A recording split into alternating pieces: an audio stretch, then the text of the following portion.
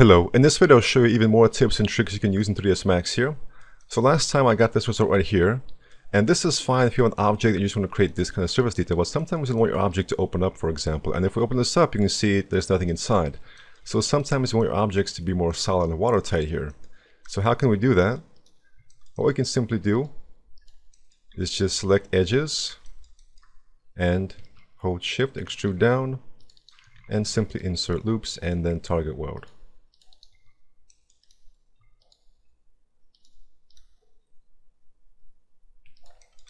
Right, but first I want to even this out right here. So I will hold shift. Here I'm not really using snaps, but you can use snap as well.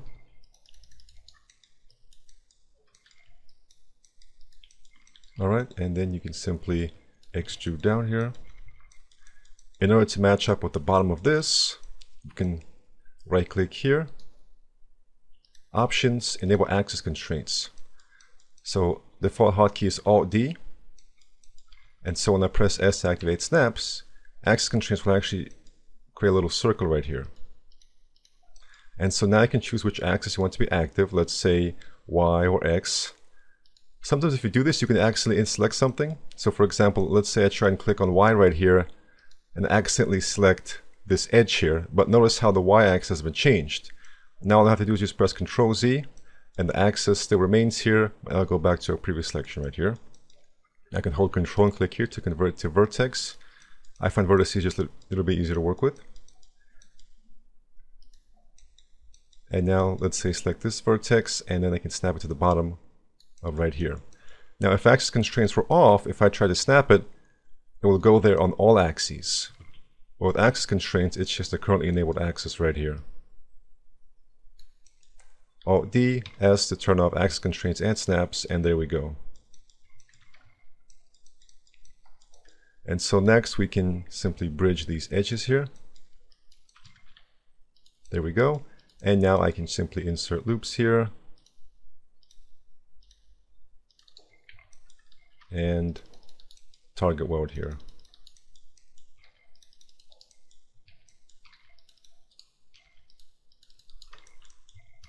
And there we go. Now I have a solid object. We can double check by going into Edit Poly, Border, making the selection around here, and nothing is selected, which means there are no holes here. We have a solid airtight object here. So I'll just create a new box here.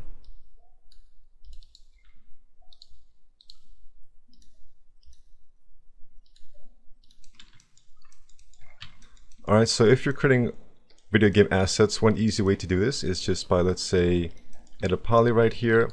First, you're going to create some basic shapes here. And see here, if I move this edge to the right, which I want to do because I want to create this shape, if I move this edge to the right and then I insert loops, you notice the loops will be a little bit lopsided here because they're following the topology. So I'll have to select them, play on the x-axis, play on the x-axis. But what I can do instead is before moving this edge, I can insert loops and then move this edge. And now I don't have to spend time making anything planar right here. So first you spend some time creating your basic shape right here.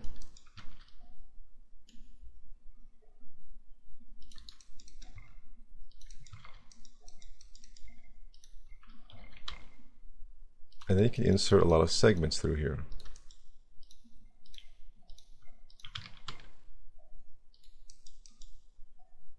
And notice how once again the edges are a little bit lopsided here because of this kind of topology here. So what I can do in this case is insert a single loop here, play it on the x-axis, and now I want to insert loops here.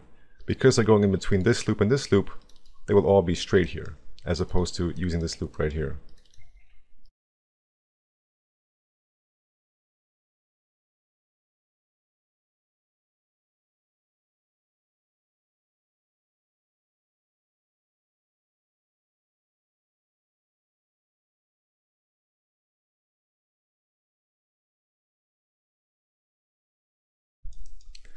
Alright, so I can make this my low poly object. Move this off to the side here. But now I want to make some quick adjustments here. I want to get rid of all these extra loops here.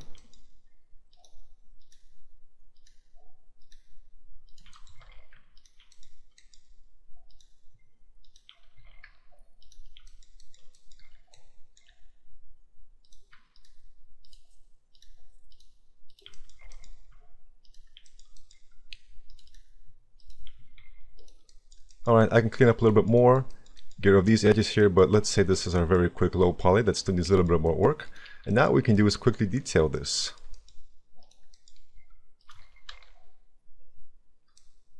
So once again here I will insert a loop, play it on the y-axis, and then right here as well. And now when I insert loops here, they will all be even here. Alright, so let's say I want to create some sort of interesting triangular details right here, which always kind of make your model look a lot nicer here. So I'm just going to use the cut tool like so.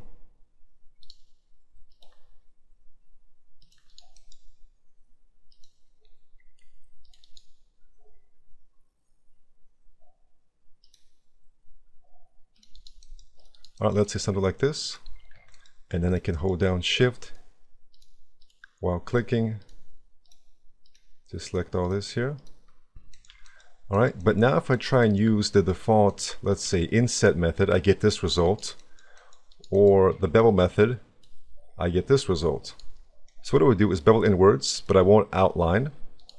So in other words, I will just have a go inwards, increase the height, decrease the height, but not decrease the outline amount.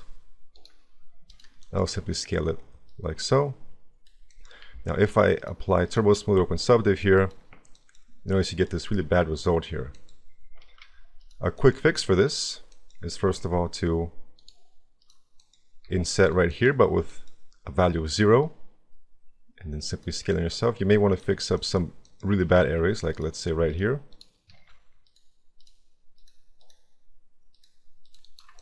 Alright, but notice how we still get bad results right here. Well, in order to fix that, what you can do is simply, with these polygons selected, grow, Control I, and simply inset this. Now if you do this, it will only create topology around here. So notice how it's not affecting any other part of the mesh right here, just this right here.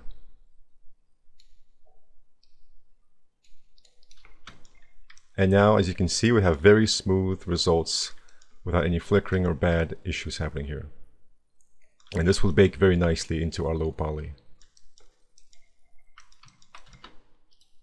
Now another thing here is that if you use bevels to add detail, so hold Shift, click, and also let's say right here. So let's say I just do a regular bevel like this.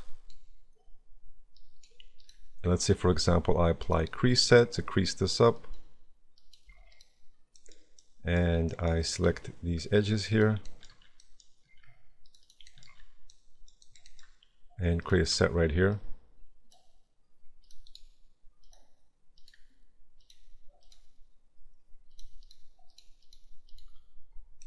Now many times these regular bevels will look quite boring here, and they won't really make your model pop out. So how can we make our bevels more interesting here? Well, a very simple thing you can do is simply to select these edges and either remove them, holding Control to remove the vertices as well, or simply moving them like so to get more of a curve right here.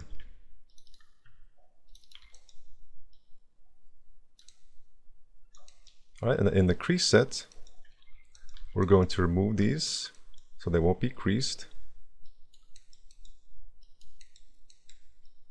And now I can right click and update since I've got all the other ones.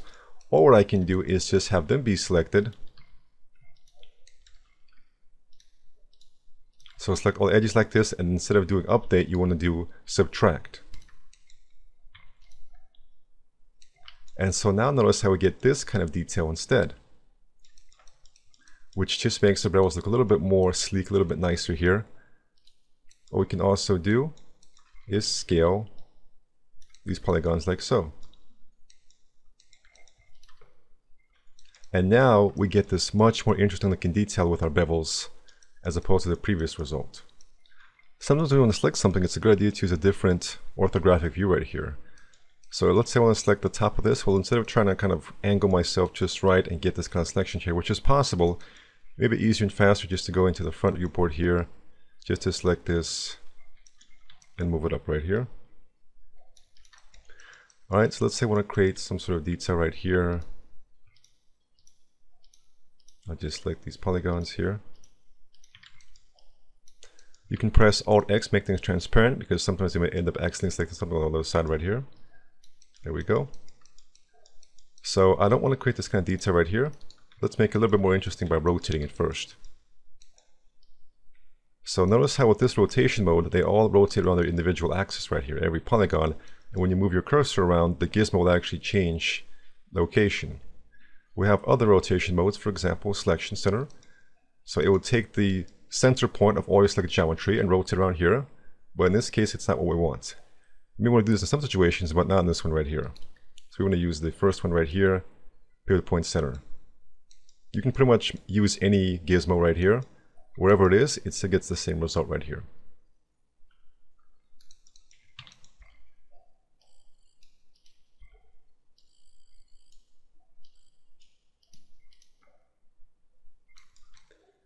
And now we've got this kind of result right here. If you notice a little bit of distortion right here, you can fix that by just selecting these edges here. And maybe move them a little bit to the left right here.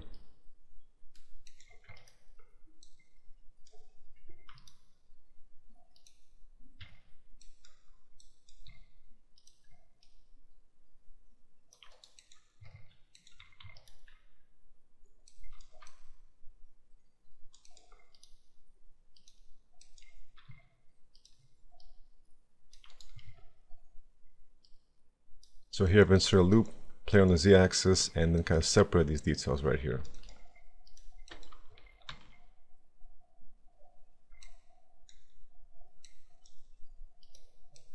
So as I showed with this detail right here, we can also make this detail more interesting by just simply moving this up and to the left right here to maybe make the box a little bit more rounded here, which will also just make it a little bit more visually interesting right here.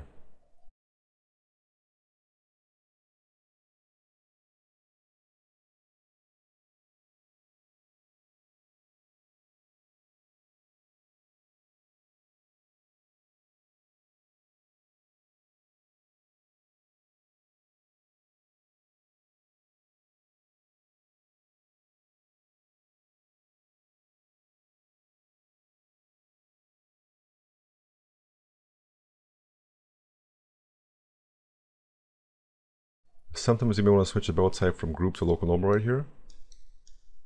So for example, I don't like this quite as much, but group just seems to be a little bit more interesting to look at here.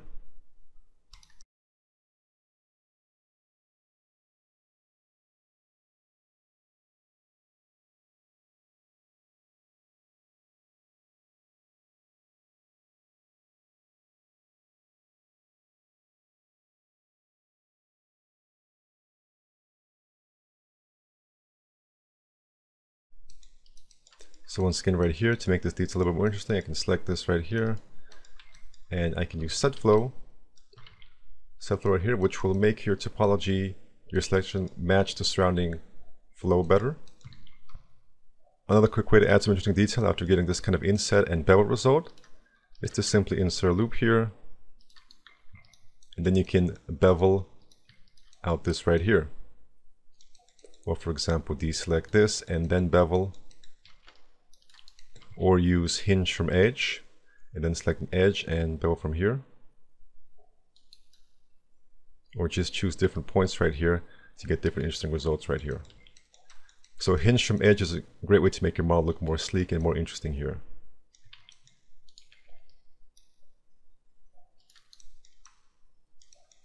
And since I've created this kind of gap right here, we can use this gap to insert another detail right here. So if I insert a loop right here, it will go here. It won't interrupt these details right here. If I insert a loop right here, you can see how it does interrupt this detail right here. So what I can do is just, let's say, deselect these edges and just remove this right here. So when you insert a loop, it doesn't have to go all the way through the model. You can have it terminate somewhere. So for example, with these two loops, if I'm just creating a high poly, I can have these n-gons, I don't have to worry about them, this result will be fine. But if you're creating a more cinematic model, you may want to just terminate them right here without having to go through the entire model.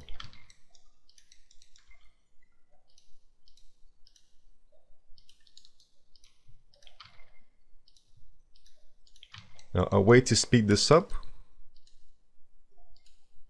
is I'll just go ahead and remove these. First of all, you have to be in editable poly mode, so be sure to collapse, go back to editable poly mode. And then what you can do is that as you're modeling right here, you can just make a cut like this. Then you select these edges, you go into loops, build corner, and just quickly get this kind of topology right here. So for example, here I can just cut like this.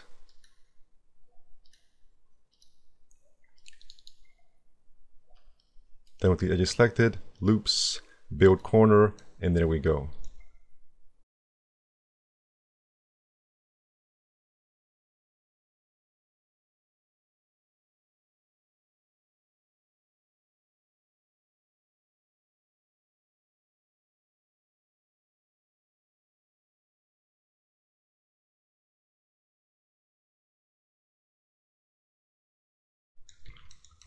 So you can see how I've created a space for this and insert a new detail inside right here.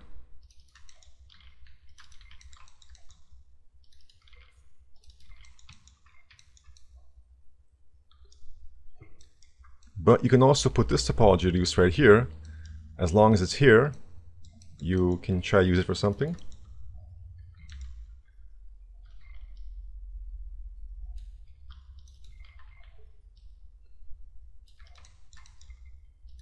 So this could be a good example for using hinge from edge. There we go. Set flow. But now you run into the risk of just overloading your model with detail here. So be careful about kind of managing your details. Make sure you don't have too many in one place right here. But this is just an example of how you can manage your topology right here, insert small details here, use your topology for more details, and just get some interesting results right here. Regularizer is a very useful script because you can just select something, press the hotkey for it. I just use Shift-Alt-D, and you get this quick result right here.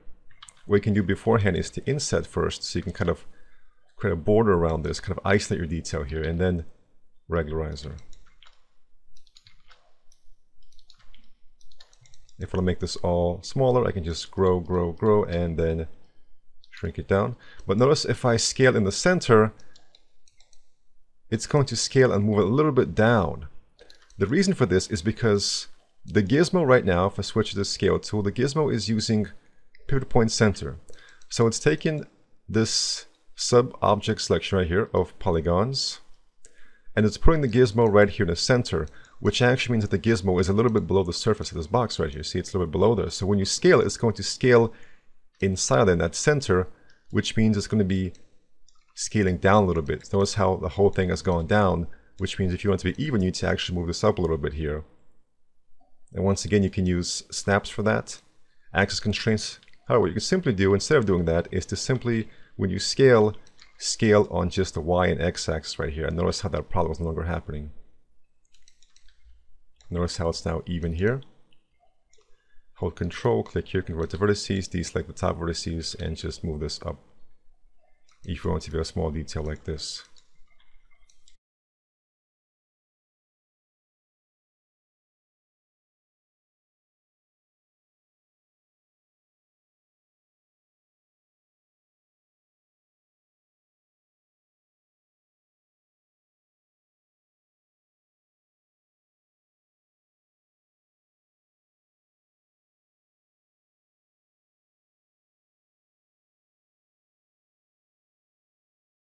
So here I just want to add some quick tape, and if I select the polygon and then hold shift, you can see how it loops.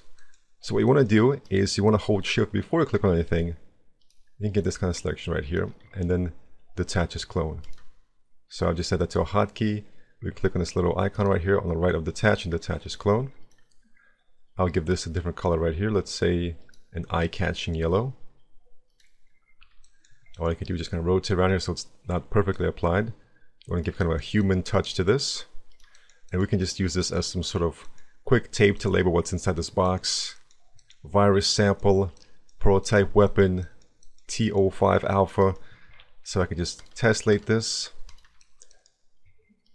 and then what I can do is just pull out some vertices here, pull out the corner vertices as well. Maybe rotate here.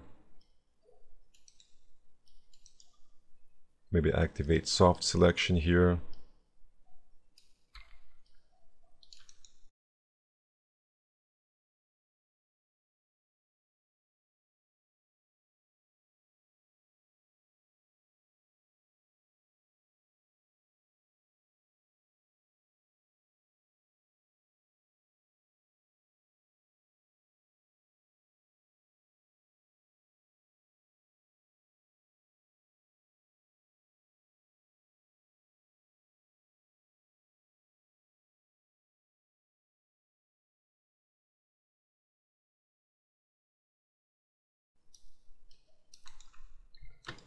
Alright, and then I want to smooth out these areas here a little bit as well. So I just go into freeform and then relax, soften.